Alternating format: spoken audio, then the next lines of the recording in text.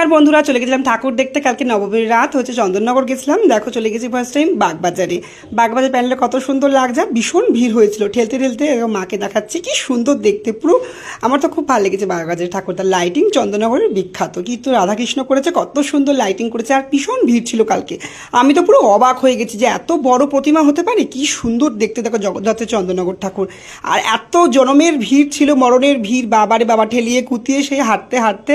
তারপর দেখো আমার ফুচকা খেতে খুব ভালো লেগে, সবাই জানো তো, ফুচকা খেতে চলে গেছিলাম। আর ড্রেসটা কেমন লাগছে প্লিজ কমেন্টসে বলো। তো দেখো আমি আর বেশি খাইনি, আমি 20 টাকার ফুচকা খেয়েছি।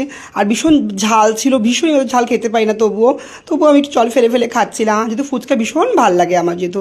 আর দেখো ফুচকা আমার প্রিয় জিনিস সত্যি কথা বলতে। আর দেখো রাস্তা দাঁড়িয়ে ফুচকা খাওয়ার মজাই আলাদা। ঠাকুর দেখতে পেলেও ফুচকা খাবো না, হতেই পারে না। তো তারপর দেখো এই যে মধ্যাঞ্চলের মা, কত সুন্দর লাগছে, কি সুন্দর। এই ঠাকুরটা বেশি ভালো লেগেছে আমার। তারপর যদি একটা কোক খেলাম, সুন্দর করে থামস আপ খেলাম। হাঁটতে হাঁটতে ভীষণ আমার গলাটা শুকিয়ে গেছে। তারপর লাইটিং দেখছিলাম রাস্তার, একদম পুকুরের মধ্যে লাইটিং করেছিল, কি সুন্দর মধ্যাঞ্চলের।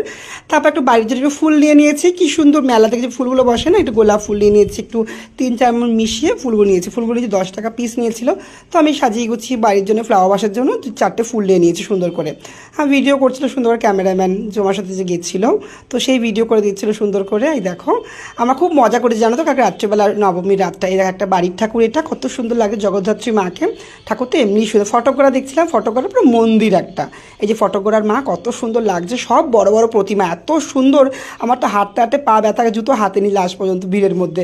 তো চলো টাটা গায়ে সবাইকে, বেশিক্ষণ ঠাকুর দেখতে পারিনি, চন্দ্রনগরটাই ঘুরলাম, এত পা ব্যথা নিয়ে। চলো বাই সবাইকে, খুব মজা করেছি।